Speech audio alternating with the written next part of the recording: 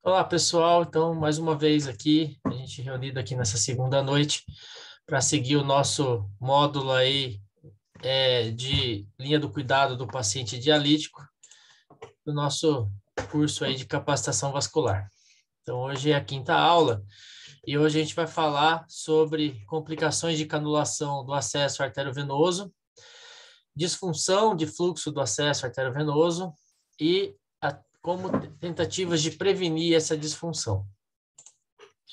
Então, complicações de canulação, né? Então, a gente sabe aí a principal complicação é a infiltração, é o hematoma, né? Então, é razoável a gente seguir as seguintes intervenções terapêuticas quando tem uma lesão por canulação. De qualquer tamanho, é importante aí aplicar o gelo, claro que nunca é o gelo diretamente na pele, por no mínimo 10 minutos, e evitar maximizar a velocidade da bomba de sangue. Então, a diálise lá, o aparelho, ele segue do jeito que está, não tentar aumentar muito.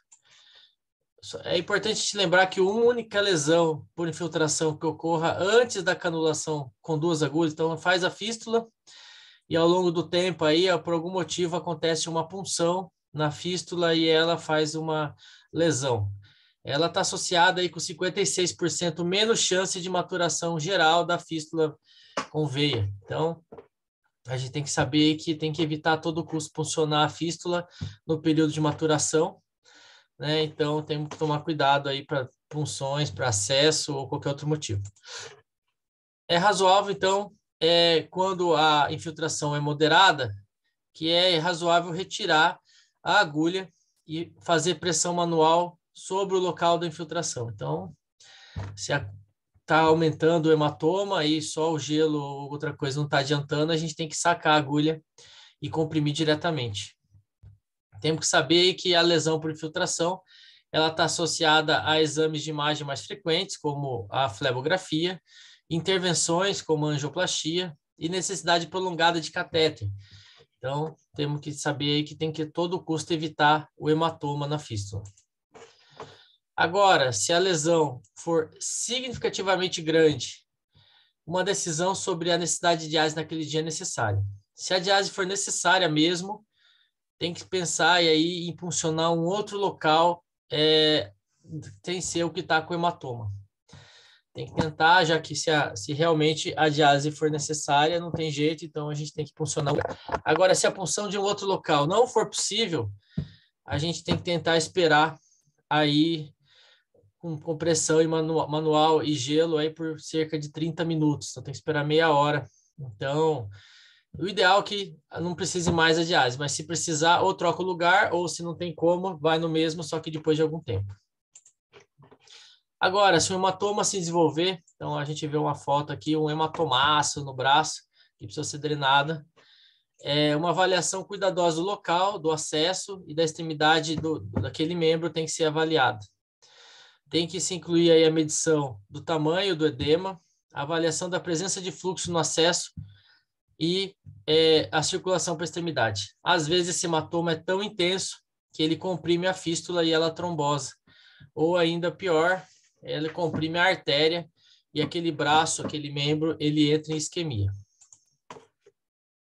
O sangramento no local da canulação geralmente pode ser corrigido por uma compressão digital direta, mas de vez em quando aí precisa de uma sutura. A compressão tem que ser aplicada diretamente no sangramento e deve ter o cuidado de não ocluir o acesso pelo excesso de compressão. Então, tiver em cima aí um ponto de sangramento, então é pôr o dedinho ali e esperar. E ali embaixo tem que evitar a compressão dessa forma, porque você não sabe se o acesso está funcionante, né? Se a fístula está funcionante. Às vezes comprime tanto que ela trombosa. Então, compressão digital direta. Quando se tem um hematoma, muitas vezes há necessidade de colocação de um catéter e o adiamento de novas punções no acesso até que o hematoma se resolva. Tem hematoma que dura até 3 meses. Então, tem uma ideia como é uma coisa muito grave aí a lesão por canulação. O sangramento de um acesso que precisa de sutura ou resulta em um hematoma muito grande, tem que levantar a lebre. É muito sugestivo aí de uma estenose do fluxo venoso e requer um encaminhamento para angiografia diagnóstica. Porque se tudo tivesse pérvio, a princípio o fluxo tenderia a ir em direção ao pulmão, que tem uma pressão negativa. Ele tenta a não sangrar tanto, né? Então, tende a não sangrar tanto. Então, se tiver alguma lesão, vai aumentar a pressão naquele local e o local da canulação pode sangrar, formar hematoma ou sangue para fora. Então, a infiltração ela também pode ocorrer quando uma agulha é inserida e a ponta sem querer, atravessa a veia e pulsona a posterior ou a lateral. E acaba, então, evoluindo para algum grau de inchaço, hematoma ou dor. Então, a gente vê na foto aí, uma agulha está sendo puncionada e transfixou a fístula e voltou. Apesar de estar aspirando sangue, ela pode estar desenvolvendo hematoma na parede posterior, que é um local muito difícil de se comprimir. Então, não tem que puncionar a posterior. A fístula ela é diferente um pouquinho aí de alguns locais que se recomenda a transfixação, né? No caso da fístula arteriovenosa, não se recomenda de forma alguma pegar a parede posterior. Os hematomas, então, eles podem se envolver como resultado de uma infiltração ou devido ao vazamento de sangue ao redor do local da agulha, da punção. E o tamanho dos hematomas pode variar significativamente, de uma pequena área até uma massa grande que comprime o vaso e pode reduzir a trombose do acesso. O desenvolvimento dos hematomas significativos também pode resultar no desenvolvimento de estenose no local do hematoma. Então, às vezes, o hematoma faz um efeito de massa externa e comprime a fístula. E às vezes ele se organiza, não desaparece e fica ali uma estenose. Então, em inglês, tá? Mas é mais para a gente pensar, as razões para a complicação do hematoma, né? Então, canular e puncionar uma fístula imatura, parede fraca, né? Então não é o ideal. Quando se usa uma agulha muito grande aí para uma fístula nova, então evitar também. Uma canulação por alguém inexperiente, tem que lembrar que as primeiras canulações, as primeiras punções tem que ser pelas pessoas com mais experiência. Uma punção inadvertida, que não tinha sido programada, ou todas, né? Então, isso tudo pode acontecer junto. Em relação à dor, né? A dor variada é comum e pode ocorrer em vários locais, em momentos e com várias intensidades. Quando que o paciente pode ter dor? Né? No momento da punção, e durante a diase. E essa dor ela pode continuar após a diase como resultado de um hematoma, uma infiltração ou uma irritação de um nervo próximo. Ela pode ser no local da punção, ou ao redor do local da punção, ou até ao longo do braço ou da mão. Então, às vezes, o paciente está lá dialisando, ninguém está vendo formar um hematoma, ele se queixa aí de um formigamento na mão. E, na verdade, está se formando um hematoma aí que ninguém está percebendo e está comprimindo o nervo já. É razoável, então, o uso do ultrassom para ajudar a determinar a direção do fluxo e a colocação adequada de agulhas nos acessos arteriovenosos de pacientes selecionados. Então, em alguns, faz sentido, conforme necessário e realizado por pessoas treinadas para evitar complicações de canulação. Então, às vezes, um acesso mais profundo, acabou ficando profundo por algum motivo, ou o paciente aí está nas primeiras punções, às vezes o ultrassom é válido e ajuda bastante aí nas primeiras vezes que vai dialisar. O uso de agulhas de menor calibre e de teflon deve ser considerado na colação de vasos menores e mais frágeis. Essas agulhas, às vezes, podem limitar o fluxo, levar a diálises mais prolongadas, mais frequentes, mas elas podem permitir o uso não complicado do acesso e evitar a inserção de um catéter. Então, a gente tem que lembrar que o paciente que tem uma fístula, ele não pode perder essa fístula de jeito nenhum. E a gente tem que fazer de tudo para não ter a lesão por infiltração ou hematoma, para que ele ganhe um catéter, né? Então, ganhou um catéter e mudou o futuro desse paciente. Então, não há problema aí fazer uma diálise mais prolongada com uma agulha menor em alguns momentos, tudo na tentativa aí de preservar o acesso. Muito bem. Agora, o monitoramento e a vigilância quando a gente pensa em disfunção do fluxo. Quando a gente fala de disfunção do fluxo, é quando existe uma normalidade que tem repercussão clínica, numa fístula de veia ou de prótese, devido a uma estenose, uma trombose ou algum outro problema. Isso é diferente do seu tipo de complicação do acesso, como a síndrome do roubo, né? Então, isso daí não seria disfunção do acesso. Então, o exame físico, né? Então, o exame físico é o mais importante aí no que diz respeito a identificar disfunções de acesso. Se recomenda o exame físico regular ou a verificação da fístula por profissional de saúde médico para detectar indicadores clínicos de disfunção de fluxo da fístula. Então, algum médico tem que examinar, mas não importa. Às vezes, qualquer pessoa que possa identificar uma disfunção é válido, né? Então, não é restrito aos médicos. Como que a gente faz o exame físico? Né? Então, o que a gente tem que observar? Essas 6 itens principais. Se o braço está inchado, comparado ao contralateral, se tem alguma alteração do pulso em relação ao contralateral, se o frêmito, aquela vibração, tiver de forma normal, fraca ou descontínua, se o sopro está anormal, se está agudo quando a gente ausculta, e o melhor de todos, que é o mais fácil de usar, que não precisa de muita coisa, é a falha do colapso da fístula quando o braço é elevado, quando tem uma estenose na saída, na veia, ou a falta do aumento de pulso quando tem uma estenose na entrada na artéria. E também o colapso excessivo do segmento venoso na elevação do braço. Então, vamos ver aqui. Então, vejam essa figura, e ela é o melhor sinal para a gente saber se um acesso está com problema. Então, o paciente está com o braço para baixo e a fístula está cheiona, bonita lá. E ele levanta o braço. Elevou o braço, a fístula tem que colabar, né? Então, vamos lá nas diálises da vida aí, todo mundo com o braço para baixo, todo mundo com o braço para cima. Ele levou o braço, já é um sinal clínico que aquele acesso está em disfunção. Né? Apenas a disfunção do exame físico não indica. Né? Então, a gente precisaria de mais coisas. Né? Então, o que a gente precisa? Peraí, vamos lá então. Mais uma vez, o motivo aí por que não colaba, a gente vê o estreitamento, a estenose e mantém distendido a veia. E a gente vê aqui nessa figura, esse braço, uma fístula bem grande, aí, aneurismática, mas estava sendo utilizada. A gente observa aí que tem um local que ela colaba e 2 locais que não. Então, aí tem de tudo. Pode ter estenose arterial, estenose venosa na drenagem dos aneurismos. Então, erguer o braço tem que colabar as duas, a veia, e quando abaixa tem que ficar túrgida. Né? Então, se não ficou túrgida quando põe para baixo, é problema na artéria. Problemas na diálise, né? Então, uma dificuldade de canulação quando antes isso não era um problema. Quando funciona e vem coágulos. Quando tem capacidade de atingir o fluxo sanguíneo alvo da diálise. Se tem um sangramento prolongado, além do habitual, no processo de punção por 3 diálises seguidas. Então, está lá dialisando, sacou a agulha, demora para parar de sangrar, fica comprimindo, tempão. Às vezes faz até hematoma. Então, esse é um sinal que o acesso está em disfunção. E uma diminuição inexplicável na dose de diálise administrada e uma prescrição de diálise constante sem prolongamento da duração. Então, o principal é esse sangramento e quando não consegue dialisar o que precisa.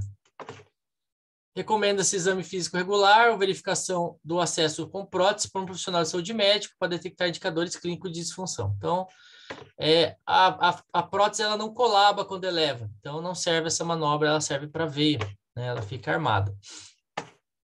É razoável que estagiários e profissionais de saúde envolvidos no atendimento clínico de pacientes em hemodiálise sejam devidamente treinados no exame físico. Então, igual eu falei agora há pouco, qualquer pessoa que consiga identificar uma disfunção é válida. A gente vai ver que, inclusive, o paciente, né? Então, há evidências inadequadas, né, para que se faça uma recomendação sobre vigilância de rotina só baseado em fluxo sanguíneo do acesso, monitoramento da pressão ou imagem. Então, mesmo que o paciente tenha uma imagem de estenose em algum local, ele não tem indicação de intervenção, né? Precisa ter mais coisa para indicar. A gente vai ver isso na próxima aula, quando indicar a intervenção. Esses são adicionados ao monitoramento clínico de rotina. Então, em outras palavras, o monitoramento do acesso vascular é primário, enquanto os achados de vigilância são complementares. E a ação não deve ser baseada exclusivamente no resultado de vigilância. Então, a gente soma um achado do exame físico e um problema na diálise. Somou os dois, aí indica alguma coisa. Não se sugere vigilância de rotina no acesso com prótese também, com os mesmos itens, com fluxo sanguíneo, ou pressão, ou imagem de estenose, que é a mesma coisa, eles são o monitoramento do acesso que é primário, enquanto esses achados eles são complementares. Muito bem, acabou a parte do exame físico. Vamos ver, então, quando a gente vai indicar, né, uma cirurgia, né? Então, intervenção endovascular para melhorar a permeabilidade da fístula. A gente não recomenda a angioplastia de fístulas com estenose se não estiver associada a indicadores clínicos. a gente não recomenda a angioplastia de fístulas com prótese, com estenose, se não tiver associada a indicadores clínicos. Então, tem que ter a estenose e mais a clínica, né? Então, primeiramente, nunca causar dano, né? Então, a gente só tem que tratar se tiver tendo repercussão clínica. A intervenção cirúrgica, então, tem evidências inadequadas para que se faça uma recomendação sobre intervenções cirúrgicas preventivas em fístulas com estenose não associadas a indicadores clínicos. Então, tem que ter indicador clínico para se indicar uma cirurgia. Então, aquele braço enorme mostrando uma hipertensão venosa, a gente vê uma estenose, tem que tratar a estenose. Se tiver só estenose e tiver tudo bem, não mexe. Então, não tem essa mais de vamos prevenir um problema, né? Na fístula, a gente não faz isso mais. Então, só é razoável, então, para pacientes com indicadores clínicos consistentemente persistentes e estenose do acesso, submeter uma angioplastia de prevenção. Então, previne só se tiver parte clínica. Existe um conceito chamado One Minute Access Check, que é uma forma de ensinar o paciente, igual eu disse, qualquer pessoa que identifique uma disfunção de acesso é válido. Então, o paciente também tem que saber identificar a disfunção de acesso. Então, ele tem que olhar, ouvir e sentir. Então, tem que ser orientado aí nesse teste aí, que é o teste de checagem de 1 minuto do acesso, e eles têm que aprender, ele tem que falar assim, nossa, o frêmito está diferente hoje. E ele é o braço dele, ele vai conhecer esse braço, esse frêmito aí por muito tempo. Então, se mudou, ele tem que levantar aí que alguma coisa pode estar acontecendo. Sobre prevenção, né? Muito pouco a gente tem sobre prevenção de disfunção de fluxo. A prevenção primária e secundária então a gente vai falar de disfunção de acesso, de novo, é a mesma coisa, tem que ter repercussão clínica. Quando a falha de maturação de uma fístula é um importante problema para pacientes hemodiálise, e foi relatado em estudos que varia de 20% a 60%. Então, o paciente faz uma fístula, 20% a 60% não fica madura. A gente acha, foi mal feita, mal indicada, não, é natural, né? Então, tem uma história de vida aquela veia, e pode ser e aquela artéria, então pode ser que isso causou algum problema que não conseguiu que desse certo a fístula. Então, sobre as fístulas venosas, existe uma terapia que chama FAR Infrared, que melhora a permeabilidade primária da fístula, e essa técnica ela tem que ser baseada em circunstâncias, viabilidade e o melhor julgamento de experiência do clínico. Então, o que é esse FAR Infrared, né? Então, é isso daí, é uma máquina que emite essa luz FAR Infrared, um infravermelho mais longe, assim, e ela realmente tem estudos, tem meta-análise, tem tudo que você imaginar de evidência, ela aumenta a permeabilidade da fístula, ela aumenta as chances de maturação de uma fístula. Existe um outro dispositivo, que é desse aqui, você põe o braço e ele também emite aí essa luz. Então, quando que usa essa luz, né? Antes da cirurgia, ele prepara a função endotelial. Depois da fístula, ele promove a maturação. Durante o período de diálise, ele mantém mais patente. E se faz alguma intervenção, uma angioplastia, alguma desobstrução, ele promove aí o reparo endotelial, né? Então, ele atua em todas as etapas da vida de uma fístula por veia. Então, é muito interessante esse FAR Infrared. Eu só não achei a venda no Brasil, mas se alguém tiver interesse aí em importar, talvez seja uma coisa que faça muita diferença aí no nosso país. Não se recomenda, então, o uso de óleo de peixe ou aspirina para prevenir a disfunção do fluxo da fístula venosa. Então, na fístula venosa é só aquela luz vermelha. Não tem medicamento que ajuda na veia, né? Então, evidências inadequadas para usar a simvastatina e ezetimibe, né? Então, não tem evidência nem o AS, nem a simvastatina. Nem o clopidogrel. O clopidogrel também não tem evidência para manter uma fístula aberta. Tudo venoso, né? Agora, em relação à fístula com prótese, existem sugestões de que a aspirina com o dipiridamol 2 vezes por dia aumente a patência do enxerto. Então, fez uma cirurgia aí que fez fístula com prótese, recomenda-se o uso da aspirina aí numa dose reduzida, mais o dipiridamol. Outra coisa que é interessante é a suplementação oral de óleo de peixe, pacientes com fístula recém-criadas com prótese, e esse ômega 3, esse fish oil, ele diminui a morbidade da fístula, né? Então, diminui a frequência de trombose e intervenções corretivas. Só que ele não diminui a vida da fístula. Então, o que acontece? A pessoa vai ter uma fístula com prótese e ela vai durar o tempo que ela for durar mesmo. A única diferença é que se o paciente toma esse fish oil, ele tem menos intervenções ao longo da fístula, da vida da fístula. Então, aí existe essa recomendação do uso do fish oil. Não se usa, então, para prótese também, simvastatina nem ezetimibe. Então, é só o AS, o dipiridamol e o fish oil para fístula com enxerto. Então, acabou. Isso daí era mais para a gente revisar aí o exame físico e medidas de prevenção. Na próxima reunião, a gente vai falar, então, de disfunção do fluxo do acesso, como a gente confirma a disfunção e como a gente trata, né? Então, vai ser talvez a aula, também a segunda aula mais interessante depois dessa. Essa eu achei muito interessante. Então, aguardo vocês lá.